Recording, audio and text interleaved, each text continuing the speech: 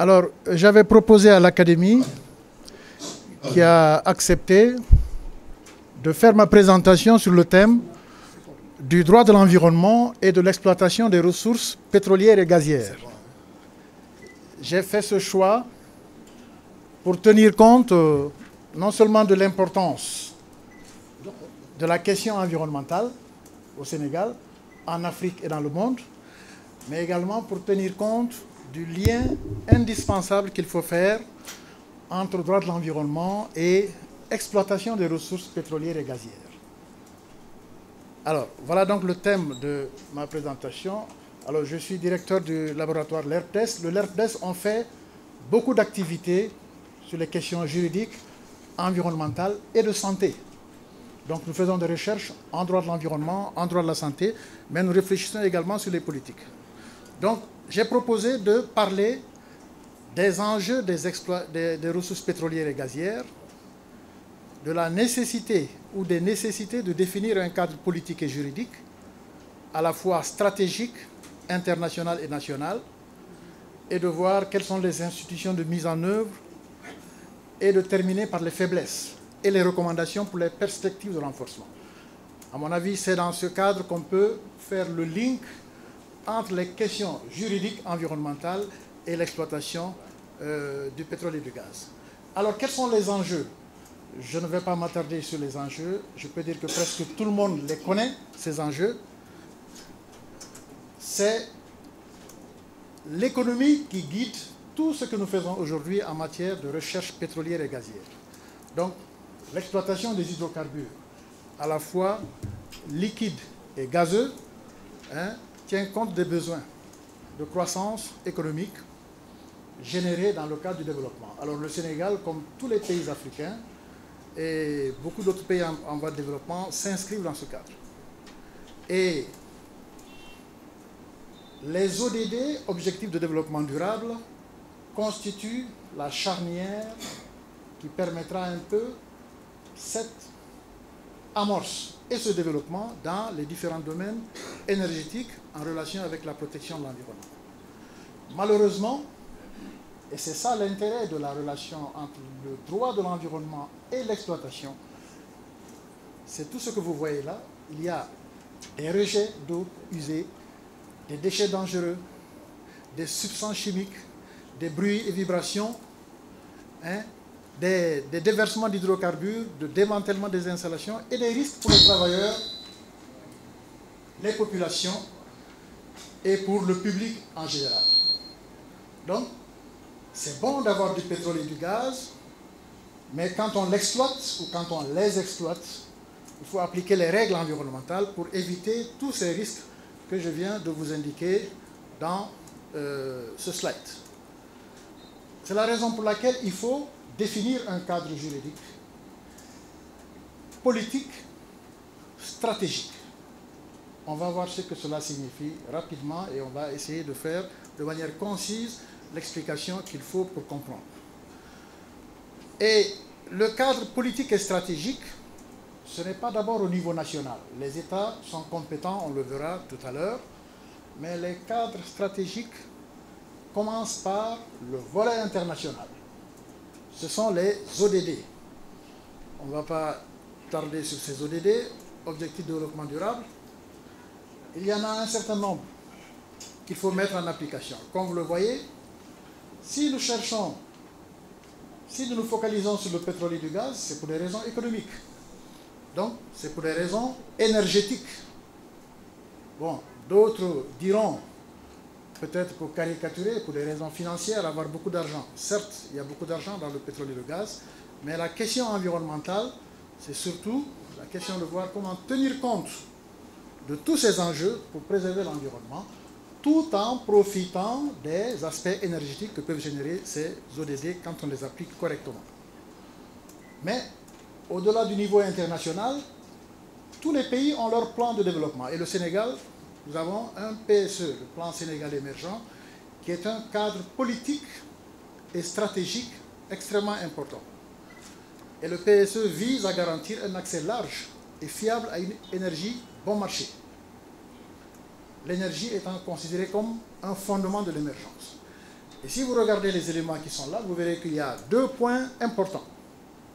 C'est-à-dire que le PSE vise un renforcement des mécanismes de prévention et de gestion des risques et catastrophes, mais en même temps, il permet une lutte accrue contre les atteintes et la dégradation de l'environnement. C'est dans ce sens que le PSE prévoit que toute activité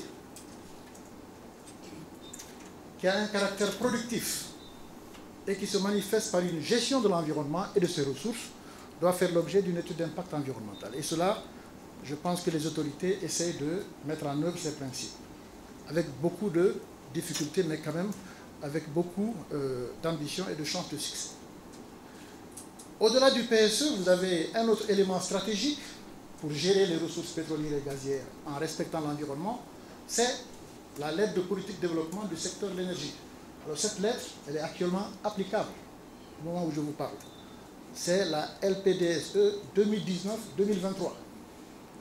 Et si vous regardez les orientations stratégiques, il y en a 4. Et ces 4 orientations stratégiques, c'est la sécurisation de l'approvisionnement en hydrocarbures du pays, en quantité et en qualité, à moindre coût, et mettre en place les conditions juridiques, institutionnelles, opérationnelles pour tirer le meilleur avantage. Ensuite, le renforcement de l'accès à l'électricité, avec une bonne qualité et une continuité du service, à moindre coût, de façon durable et respectueuse de l'environnement, surtout. Donc nous mettrons le focus sur le volet environnement. Promotion de l'accès durable des populations aux combustibles ligneux, aux combustibles modernes de cuisson par l'utilisation de technologies efficaces et innovantes. Renforcement du financement, de la gouvernance, de la régulation et du suivi et évaluation du secteur. Voilà ce que c'est ce document qui est très important et qui vient compléter un peu le PSE, si on peut parler ainsi. Mais il y a d'autres instruments qui sont également applicables. La stratégie nationale de développement durable, la lettre de politique du secteur de l'environnement et du développement durable, la stratégie nationale et le plan national d'action pour la conservation de la biodiversité. Pourquoi la biodiversité? Parce que quand vous faites de l'exploration et quand plus tard vous commencez à faire de l'exploitation des ressources pétrolières et gazières, forcément, vous allez atteindre les éléments de la biodiversité. Et il faut donc, à ce niveau, prendre des mesures et des garanties. Et contribution déterminée au niveau national, la CDN, pour la mise en œuvre de l'accord de Paris. Alors, sur le volet juridique, proprement parlé, l'exploitation des ressources doit tenir compte d'un certain nombre de conventions internationales. On ne va pas en parler, c'est trop long. Je vais juste vous laisser regarder ce slide. Quelques conventions sur les ressources, biodiversité, environnement, changement climatique. Toutes ces conventions ont des clauses où on indique le respect des ressources. Et ça veut dire que quand on fait de l'exploration et quand on fait de la recherche, il faut éviter qu'il y ait des conséquences sur l'environnement. Toujours dans le cadre des conventions, il y en a une qui est extrêmement importante, mais pas plus que les autres, bien entendu, c'est la Convention d'Abidjan. La Convention d'Abidjan, c'est la gestion du milieu marin et des zones côtières de l'Afrique de l'Ouest, du centre et du sud. C'est une convention qui date de 1981. C'est tout ce qui concerne le milieu marin et les zones côtières. Dès lors, tout ce qui concerne le pétrole offshore, eh bien, la convention est concernée. Mais le plus important dans ce slide, c'est qu'il y a un protocole d'application de la convention. Alors nous, au labo, nous avons au moins 3 doctorants, dont certains sont dans la salle, qui travaillent sur ça et qui font des recherches pour voir comment le protocole peut être mis en œuvre en respectant la Convention. Le protocole respecte la Convention, mais tout en tenant compte des objectifs du PSE, de la lettre de politique énergétique définie au niveau national. Donc l'enjeu est de faire une recherche qui tienne compte des conventions, mais qui tienne compte des objectifs nationaux. Et ça, c'est un travail dont nous espérons avoir des résultats prochainement. Ensuite, il y a l'accord récent que beaucoup connaissent entre le Sénégal et la Mauritanie. C'est l'accord de coopération inter-État portant sur le développement et l'exploitation des réserves du champ Grande Tortue Aïmine entre le Sénégal et la Mauritanie. Et si vous lisez ce document, bon, la première idée, quand on lit, surtout pour un juriste, c'est que l'exploitation est faite, ou doit être faite, 50-50, comme on dit, 50% chacun des deux États. C'est une très bonne chose, mais regardez le dernier paragraphe, l'exploitation, c'est-à-dire que le contractant qui devra le faire devra tenir compte des règles environnementales, éviter la pollution de l'environnement, éviter tout dommage au paysage littoral, aux installations, aux aménagements, édifices à terre, et puis, et c'est plus compliqué, ce qui vient, à tout navire. Vous savez, les navires bougent, alors que les paysages sont fixes. Donc, on peut bien invoquer la faute de la victime en droit. Vous vous êtes déplacé, vous êtes venu dans une zone, mais les paysages ne bougent pas. Donc, c'est un peu cette question qui peut faire l'objet de discussions pour les juristes, notamment les doctorants avec qui nous travaillons.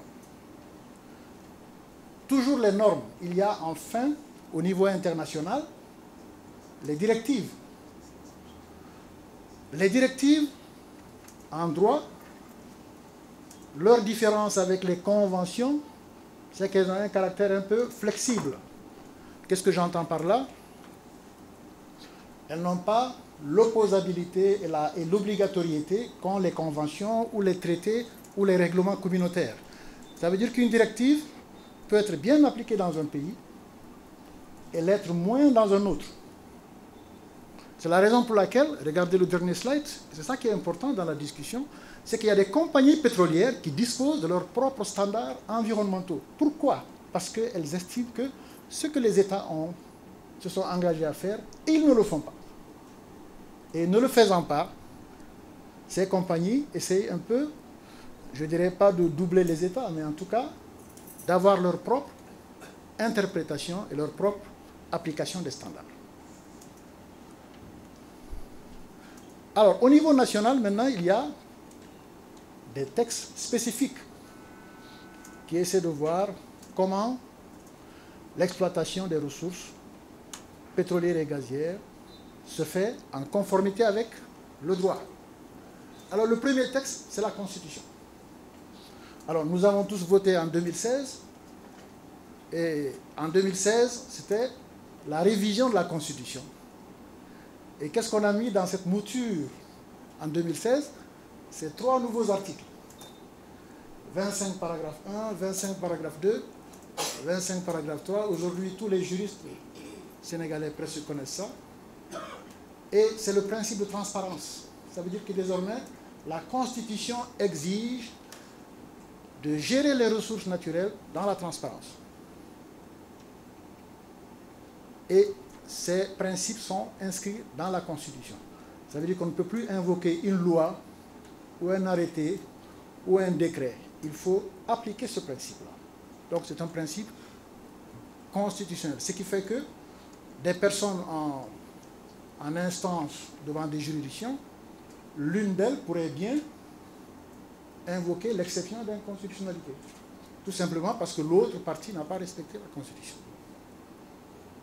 Alors, il y a maintenant les textes les plus connus, c'est le Code de l'environnement, dont la mouture actuellement en vigueur, c'est toujours la loi de 2001 et son décret d'application. Mais pour bien appliquer ce Code de l'environnement, il faut tenir compte des codes sectoriels, parce que tout est lié. Vous avez la pêche, la chasse, les forêts, et vous avez les deux codes les plus récents dont on va parler tout à l'heure, code pétrolier et code gazier. Alors le code de l'environnement, on peut dire que à la fois c'est simple et complexe. Qu'est-ce que je veux dire par là? C'est simple parce que c'est le texte de base en matière environnementale. Si vous regardez, vous voyez que l'obligation est faite à tout exploitant, à tout gestionnaire de respecter les normes environnementales. Donc le code s'applique sur l'ensemble du territoire du Sénégal. Autrement dit, même là où dans certaines zones on a fait de l'exploration et on envisage d'exploiter, même là, on appliquera et le code pétrolier et le code gazier, selon les cas, mais en même temps le code de l'environnement. Donc, il y a plusieurs codes sectoriels qui vont s'appliquer. Et ça, c'est un travail assez complexe qu'il faudra gérer.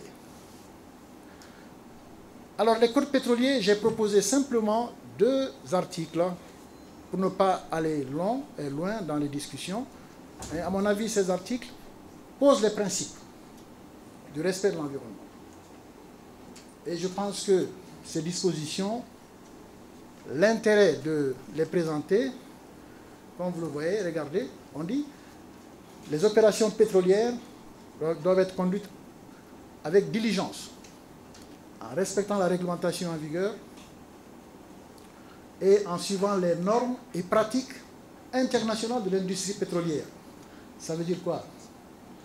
Ça veut dire que l'obligation de respect, ce n'est pas seulement la Constitution, ce n'est pas seulement le code de l'environnement, ce n'est pas seulement le code pétrolier. C'est tout ça, mais en même temps, les normes et les pratiques. Et donc, c'est un package assez vaste qu'il faut vraiment respecter. Et en même temps, à l'intérieur du droit sénégalais, il faut tenir compte des textes nationaux. Alors, c'est un point qu'on peut discuter pendant des jours. Regardez, le code de l'hygiène, il faut le respecter. Le code de la santé, il faut le respecter. La sécurité des travailleurs et du public, ça veut dire que si on fait allusion au comité d'hygiène et de sécurité dans les entreprises, on va faire appliquer le code du travail. Ça veut dire donc qu'on a tous ces textes, ainsi que l'environnement. En gros, pour résumer sur les questions pétrolières, l'étude d'impact sur l'environnement, EIE, est vraiment, doit précéder toutes les demandes qu'on a mises dans les puces que vous voyez. Autorisation de prospection, exploration, exploitation provisoire, autorisation exclusive d'exploitation, autorisation de transport d'hydrocarbures, y compris la liquéfaction du gaz naturel, contrat de recherche et de partage de production. Si vous faites une demande, c'est ce que le code pétrolier dit. Si vous faites la demande, vous devez faire précéder cela d'une étude d'impact sur l'environnement. Alors, le tout dernier texte, c'est le code gazier. Alors, il arrive dans le champ juridique, si on peut parler ainsi, et l'article 22 de ce nouveau code prévoit effectivement, comme vous le voyez, pratiquement les mêmes idées que le code pétrolier. Il faut respecter les standards internationaux, il faut respecter la santé, prévenir toutes les normes pour éviter de faire des contradictions et avoir des conséquences sur l'environnement. Voilà le cadrage juridique, mais tout ça, c'est mis en œuvre par des institutions. Vous savez que le droit, il n'y a pas que la règle juridique. C'est pour ça qu'on dit toujours cadre juridique et institutionnel. Donc, après les règles, voilà les institutions qui vont être impliquées fortement dans l'application et le respect. Bien entendu, en tout premier lieu, le président de la République, parce que c'est lui qui définit la politique énergétique. Et c'est lui qui autorise par décret la recherche et l'exploitation des hydrocarbures. Alors, il préside un comité, le COS Pétrogaz, et il y a aussi le comité national ITIE qui intervient dans ce cadre et qui permet d'avoir un peu une transparence sur les recettes issues de l'exploitation des industries extractives. Alors, aussi le ministre du Pétrole et des Énergies, la direction des hydrocarbures, le GES Pétrogaz et Petrosen. Petrosen, on peut dire que c'est le bras armé, un peu, si vous voulez, de tout ce qui concerne le pétrole au Sénégal. Donc, il assure le suivi technique et le contrôle des opérations. Au plan institutionnel, il prépare et négocie toutes les conventions et les contrats pétroliers. Donc, on pourrait dire quelquefois que s'il y a quelque chose qui ne va pas dans la compréhension d'une clause dans un contrat pétrolier, mais adressez-vous à Petrosen. On suppose que Petrosen pourra expliquer pourquoi une telle clause a été mise ou n'a pas été mise. En tout cas, c'est ce que prévoient les attributions de Petrosen. Le ministère de l'Environnement, parce que tout ce qui est environnement, et c'est ça la difficulté de ce ministère. Ça veut dire que il embrasse beaucoup de secteurs, à juste raison, mais chaque fois qu'il y a un problème, on essaie toujours d'invoquer un manque de coordination ou de difficultés. Alors ce ministère est obligé d'avoir une collaboration active des directions qui sont en gras. Tout en bas, direction de l'environnement, comité technique pour les évaluations environnementales, direction des eaux et forêts chassées, conservation des sols, direction des aires marines communautaires protégées, direction des parcs nationaux. Pourquoi? Parce que généralement les ressources se situent dans le champ d'intervention de ces institutions-là. Et ce n'est pas facile des fois. Vous avez d'autres institutions comme le ministère de l'Intérieur et de la Sécurité publique, parce que quand il y a catastrophe, quand il y a accident, il ne faut pas le souhaiter. Qui intervient le premier? C'est la direction de la protection civile. Il y a aussi les sapeurs-pompiers, même si on ne l'a pas mis sur le slide, mais le ministre du Travail, pour les questions de santé et de sécurité des travailleurs, l'économie maritime, l'Agence nationale des affaires maritimes, la direction des pêches maritimes, la direction de la protection et de la surveillance des pêches, la direction de la gestion et de l'exploitation des fonds marins. Et tout ça, c'est important. Alors pour les fonds marins, les techniciens le savent, avec l'exploitation des nodules polymétalliques des fonds marins, la Convention de Montego Bay prévoit des dispositions pour les pays qui ont tout à fait la capacité d'aller dans ces endroits pour faire la recherche et l'exploitation. La ASMAR, à haute autorité chargée de la coordination de la sécurité maritime, de la sûreté maritime et de la protection de l'environnement marin. Elle a un rôle extrêmement important. C'est une institution militaire et elle est chargée véritablement d'appliquer le plan Polmar, hein, la marine nationale. Et enfin, pour terminer, les institutions déconcentrées soumises au pouvoir hiérarchique du gouvernement. Alors ceux qui font, ils font beaucoup de travail, même s'ils ne sont pas très visibles, c'est les gouverneurs, parce qu'ils font un peu la direction des enquêtes publiques, les préfets qui président les commissions départementales, etc. Voilà un peu le cadre. Alors tout ça, c'est faible.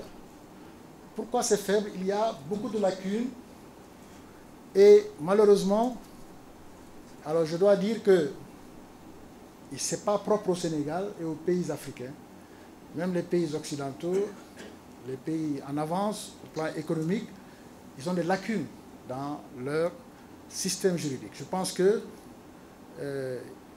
on ne devrait pas critiquer de manière extrêmement dangereuse les pays africains. Il faudrait simplement les conseiller pour avoir suffisamment de clairvoyance.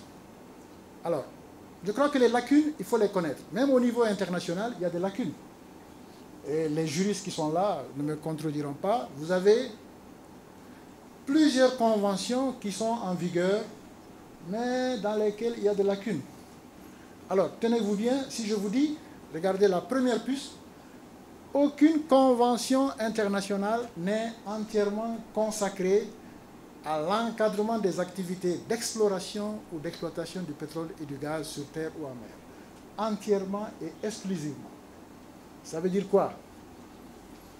Ce qui existe, c'est qu'il y a plusieurs conventions internationales qui interviennent chacune dans ces différents domaines-là. Mais une seule qui en parle, eh bien, nous en cherchons. Mais je pense que c'est un peu le travail du laboratoire. On continue à faire ces travaux et ces recherches, mais tout ce qu'on a vu jusqu'à présent, c'est plusieurs conventions diverses.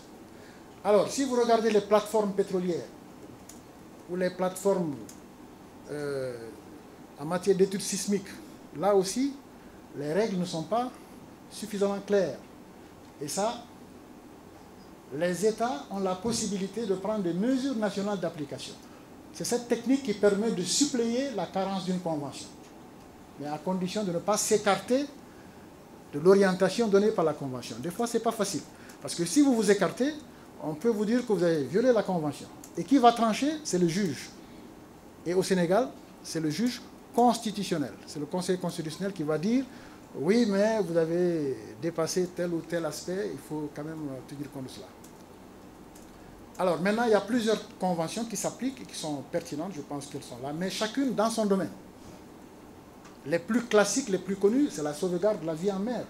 Tous ceux qui prennent, qu'on voit souvent à la télé, eh bien, c'est la convention SOLAS. Beaucoup ne savent pas, mais c'est ça qui s'applique. Hein? Si vous refusez de sauver les personnes en mer, vous violez la convention SOLAS. Donc, votre État peut, à défaut de vous sanctionner, être lui-même redevable au niveau des instances internationales. Alors, ces lacunes sont complétées par les lacunes au niveau national. Alors, ce que je dis là, c'est véritablement le fruit de travaux de plusieurs mémoires et plusieurs thèses à l'UCAD. Et donc, nous savons bien la situation actuelle au niveau de la réglementation. Alors, le cadre législatif, il existe, mais il n'encadre pas tous les impacts environnementaux et toutes les phases des opérations pétrolières et gazières.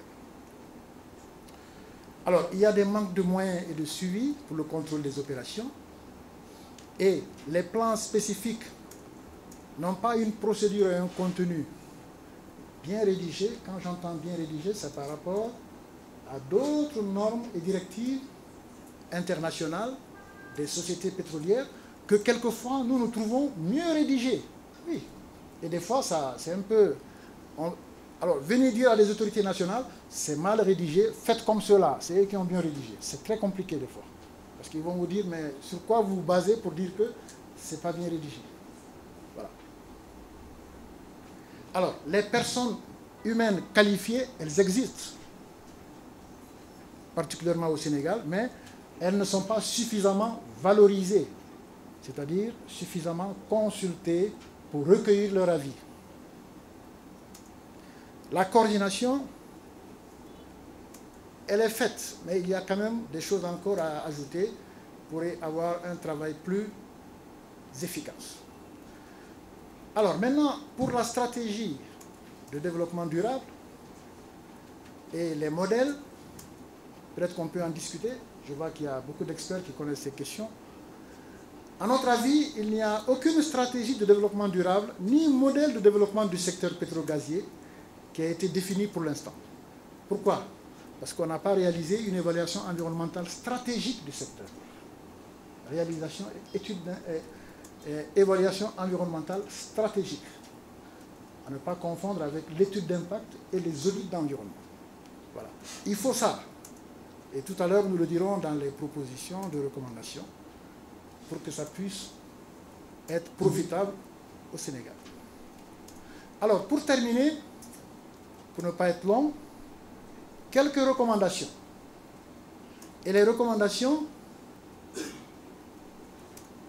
elles sont axées sur les points suivants. Et je commence par ce que j'avais terminé là tout à l'heure. Il faut établir une stratégie de développement durable des ressources pétro-gazières intégrée à une évaluation environnementale stratégique pour répondre aux problématiques liées aux enjeux environnementaux, sécuritaires et sociaux et corriger les impacts cumulatifs, parce qu'il y en a plusieurs.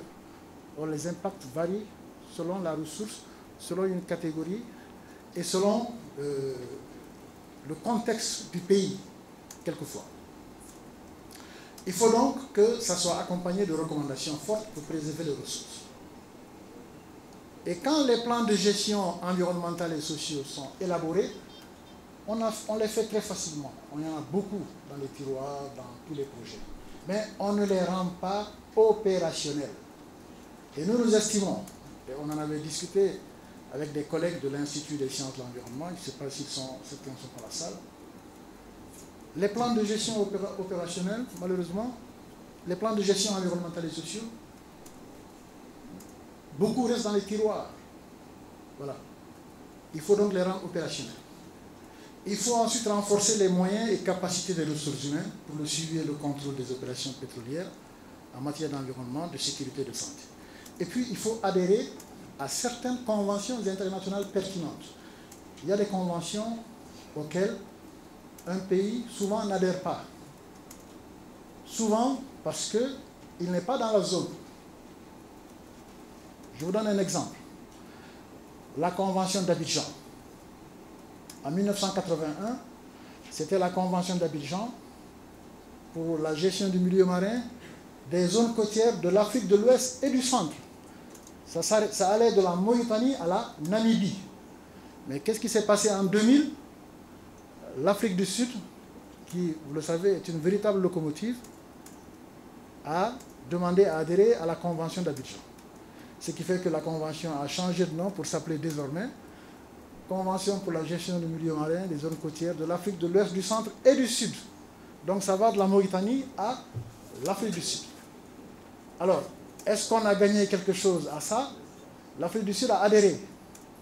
Et d'ailleurs, on a changé la structure institutionnelle. On n'a plus fait de charte mangrove comme c'était prévu avant, mais on a fait de la charte mangrove un protocole additionnel à la convention d'Abidjan. Et c'est ça qui fonctionne actuellement.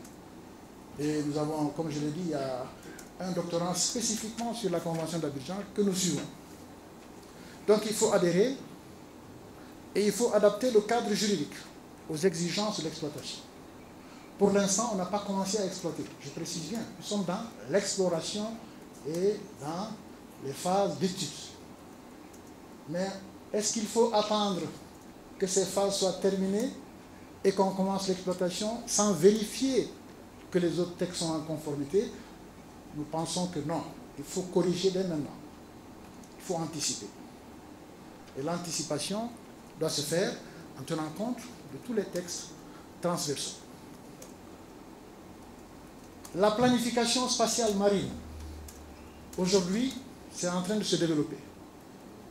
Et nous, au labo, nous avons actuellement un partenariat avec des universités, dont une université africaine, c'est le Cap-Vert, parce que vous savez, c'est un archipel, le Cap-Vert, donc ils ont beaucoup d'espace marin, et beaucoup d'autres pays, dont le Brésil et quelques pays européens.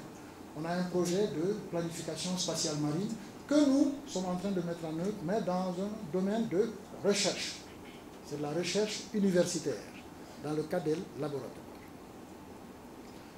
Préciser les rôles et responsabilités des différentes entités, renforcer l'information et la participation du public, élaborer des cartes de sensibilité du littoral à la pollution provenant de l'industrie pétrolière et gazière, parce que toutes les zones n'ont pas la même sensibilité. Je pense que c'est peut-être déjà fait, ce que nous disons là.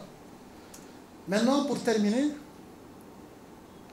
pour les champs pétroliers et gaziers transfrontaliers, exploités par un seul opérateur, je pense à la zone Sénégal-Mauritanie, il est bon d'harmoniser la réglementation et de mutualiser le contrôle.